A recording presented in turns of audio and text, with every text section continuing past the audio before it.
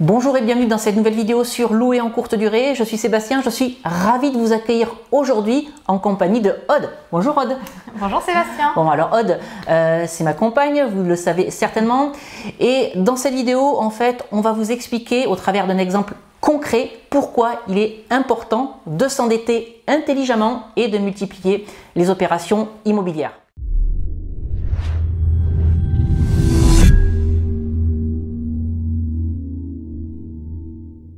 Alors avant qu'on rentre dans le vif du sujet, si vous ne l'avez toujours pas fait, je vous invite à télécharger les deux e-books que j'ai rédigés, Convaincre la banque, mode d'emploi et doubler son salaire avec la location courte durée.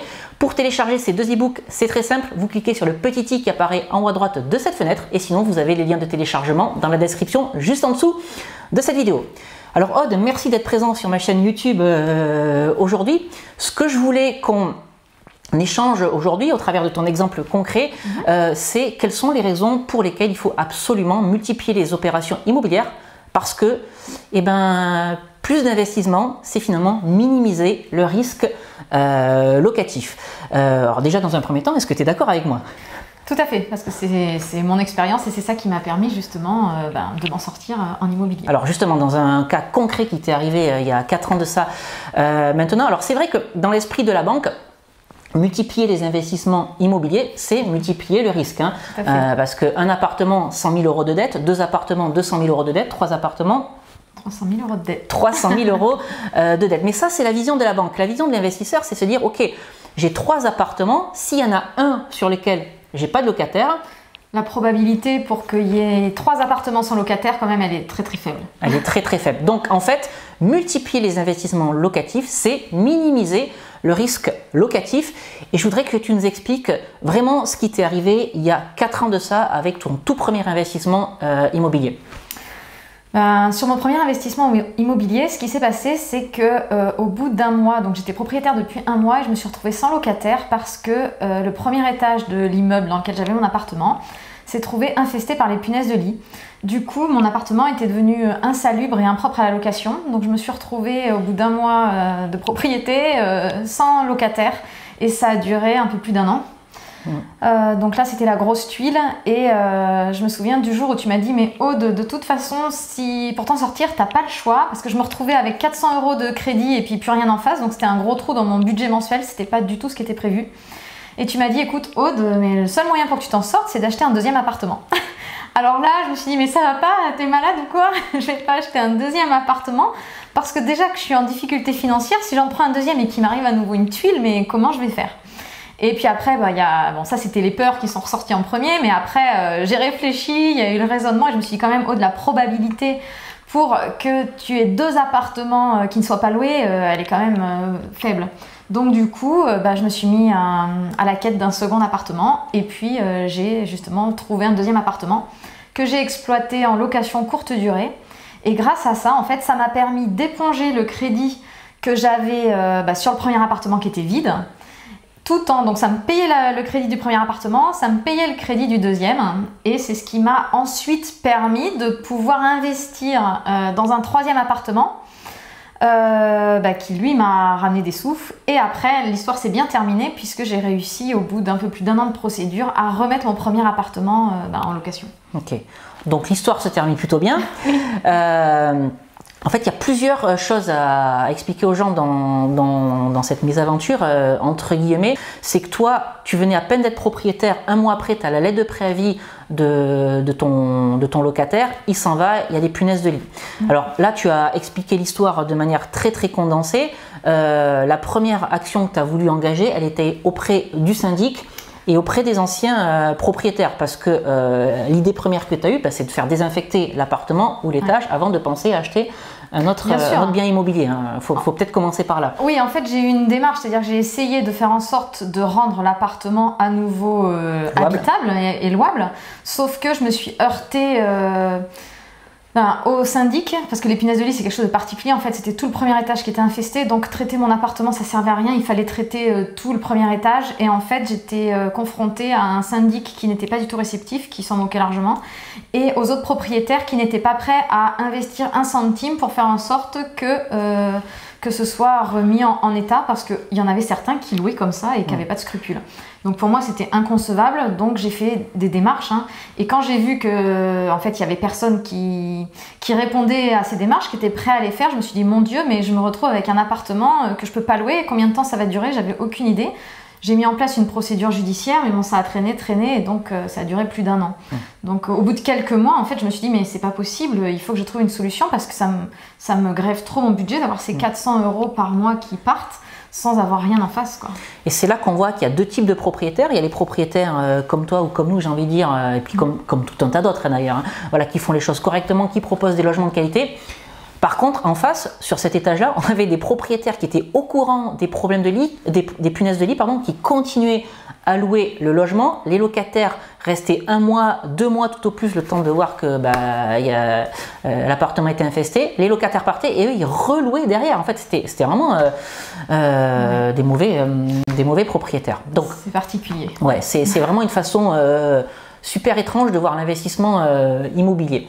Bref, je ferme la parenthèse et donc là, tu t'es dit, je vais aller chercher un deuxième investissement immobilier pour éponger la perte de ce premier achat. Alors, sachant qu'entre-temps, c'est quand même un 3e appartement en location courte durée, hein, un de mes appartements en location courte durée qui payait le crédit de cet appartement. Hein. Oui, c'est ça, c'est que pendant le temps où... pendant la phase de recherche. Pendant la phase de recherche, tu m'as aidé à éponger financièrement grâce aux appartements que tu avais en courte durée. Mais qu'on raisonne à l'échelle de Aude ou à l'échelle du couple, en fait, quoi qu'il arrive, c'est quand même un deuxième investissement immobilier qui a financé la perte de l'appartement infesté. Tout à fait, parce que 400 €, quand il n'y a que ça, quand il n'y a que ça comme rentrée d'argent, si je peux dire, là il n'y en avait pas, mais il y avait le crédit 400 €, quand il y a d'autres rentrées d'argent à côté, finalement la proportion de la somme réduit par rapport à l'argent qui reste sur les autres. Okay. Donc c'est pour ça qu'en fait, multiplier le nombre d'appartements et de sources de revenus diminue le risque. Voilà. Donc encore une fois, du point de vue de la banque, 3 appartements à 100 000 € l'appartement, c'est 300 000 € de dette, donc du risque qui augmente. Maintenant, du point de vue de l'investisseur, et si vous regardez cette vidéo, vous êtes investisseur immobilier ou en passe de le devenir, la probabilité pour que 3 appartements soient libres en même temps, qu'il y ait une vacance locative sur les 3 appartements, elle est quand même plus faible que d'avoir une vacance locative sur un seul appartement. Donc multiplier les investissements immobiliers, c'est minimiser le risque locatif. Alors, est-ce que tu peux juste dire pour les gens qui nous regardent, donc première expérience très mauvaise, d'accord? Ah oui, tout à fait. J'investissais, en fait, je venais d'avoir mon CDI. J'investissais pour me mettre en sécurité. Je me suis dit, bon, j'achète un appartement pour me mettre en sécurité. Si ma fille veut faire des études, je pourrais lui payer ses études ou la loger. Et là, catastrophe, je me retrouve à moins 400 tous les mois. Mais bon, tu as quand même eu l'état d'esprit gagnante, j'ai envie de dire. Voilà, tu as été acheter un deuxième appartement et ça s'est même pas arrêté là. Non, j'en ai acheté un 3e après. C'est-à-dire qu'en fait, au début quand même, j'ai été un peu assommée. Hein. Ça a été un coup un peu difficile à avaler et puis je me suis dit de toute façon, il n'y a pas le choix parce que là, j'étais dans une telle difficulté financière que je me suis dit de toute façon, je suis obligée de rebondir, il n'y a pas le choix. Enfin, 2 fois la tuile, quand même, ce serait vraiment avoir la poisse. Je me suis dit quand même, tu mérites pas ça, c'est pas possible. Reviens, sors des émotions, des peurs et reviens rationnellement. Excel. Voilà, reviens au tableau Excel, mets les chiffres dans les cases et tu vas voir que la probabilité est vraiment faible. Donc c'est là où je me suis dit de toute façon, je vais investir parce que j'ai envie d'avancer, de faire autre chose, de continuer mes projets qui étaient de quitter mon travail et pour ça j'avais besoin d'avoir des revenus autres, donc il fallait que je continue à avancer en fait, j'avais pas le choix. Ok, et donc ça s'est bien terminé, donc 3 opérations, voilà, puis aujourd'hui l'histoire est réglée, il faut quand même, tout à fait. le dire. Voilà, je sais plus, il m'a fallu 1 an ou 1 an et demi, et c'est bon, l'histoire est réglée, aujourd'hui l'appartement, je l'exploite en courte durée, ça marche très bien, il m'a jamais ramené autant d'argent, et donc voilà, c'était une épreuve, mais pour me donner encore plus envie de me dépasser, et finalement j'en ai eu 3 au lieu d'en avoir un seul. Ok. Oui, et donc tu l'as dit à juste titre, parce qu'à la base cet appartement il était occupé en location meublée normale, avec un locataire à l'année, donc on oublie les 1 an et demi de galère, mais aujourd'hui, voilà, tu as des loyers plutôt sympas avec cet appartement, il cartonne. Et voilà, finalement, tu tires plus de loyer que si ton locataire était resté. Voilà, j'ai fait la culbute. En fait, aujourd'hui, je ne l'aurais pas exploité en courte durée parce que je l'aurais laissé en location meublée. Et finalement, je gagne plus d'argent maintenant. Ok, d'accord. Pour les gens qui nous regardent, qui ont une difficulté avec un appartement, vacances locatives, punaise de lit, qu'est-ce que tu peux donner comme conseil pour les gens qui diraient « Moi, l'immobilier, c'est fini, j'ai eu une galère, j'arrête ». C'est de prendre conscience qu'en fait, effectivement, la galère, ça peut arriver à tout le monde. J'allais dire, c'est la faute à pas de chance, quoi. Ça arrive, alors quand ça arrive sur le premier investissement comme moi, c'est vraiment pas de bol. Après, il faut pas s'arrêter là parce que c'est juste momentané. Donc c'est vous permettre de réfléchir à comment faire justement, quelle solution trouver pour rebondir et aller de l'avant. Voilà, moi c'est comme ça que je prends maintenant l'histoire que j'ai eue. Ça a été instructif, ça m'a appris, maintenant je sais comment on traite les punaises de lit, je sais comment me défendre auprès des copropriétaires, comment réussir à faire pression sur les autres, bouger les autres. Et puis surtout, ça m'a montré que même quand on est dans la panade, en fait il y a toujours moyen de rebondir. Il faut ouvrir sa façon de voir les choses, son état d'esprit pour se dire ok, je suis dans la panade, mais comment je peux faire pour m'en sortir, plutôt que rester sur soi et se dire oh là là, c'est la catastrophe et aller dans le fond, quoi. C'est se dire allez, il n'y a pas le choix, là je vais rebondir, comment je vais faire, comment ont fait d'autres personnes avant moi pour rebondir dans cette situation, et voilà, c'est ça. Et on écoute son conjoint. Et on écoute son conjoint, pas tout le temps.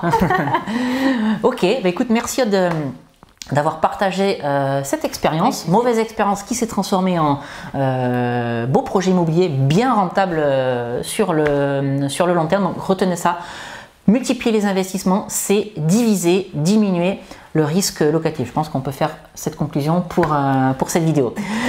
On va vous quitter ici pour aujourd'hui, mais avant de vous dire au revoir, si vous ne l'avez pas encore fait, je vous invite à vous abonner à cette chaîne YouTube pour rejoindre une communauté de plusieurs milliers de personnes passionnées d'immobilier et passionnées de location courte durée. Si vous avez été confronté également à de la vacance locative, à des punaises de lit, à tout autre problème avec vos investissements locatifs, n'hésitez pas à nous expliquer dans les commentaires de cette vidéo qu'est-ce qui vous est arrivé et comment vous avez fait pour passer au-dessus de ce problème. Voilà, écoutez, on va vous quitter ici pour aujourd'hui. Merci encore une fois d'être passé et on se retrouve très prochainement pour une nouvelle vidéo sur louer en courte durée. Je vous dis à très bientôt. À bientôt. Ciao.